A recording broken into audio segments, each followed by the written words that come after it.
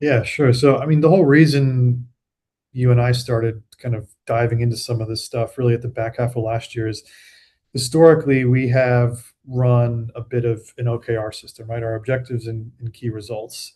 We've been doing that for maybe 3 years, trying to identify, okay, what are the most important outcomes? What are the key results? What would success look like at the end of Mm, the year? And then what is the work that we need to do to get there? We do a bunch of work towards the end of Q4, kind of planning for the following year. We'd come out and announce everything that was important to us and what the next year was going to look like.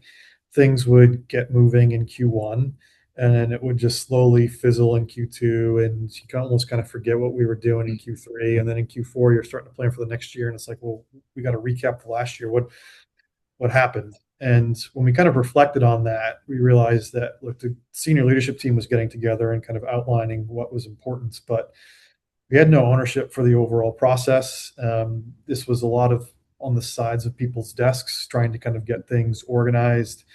We had talked about, look, all of this stuff should be connected to individuals' goals and mm, performance for the year, but not really formalized it or implemented that. So we were at a state where we knew what we wanted to do. We were able to articulate it fairly well, I think, but then just failed to execute, yeah, and failed to execute two or three times. So we started talking about what do we need to do to, one, create some of that ownership, mm, um, to put a bit of a process or a structure or an operating system in place.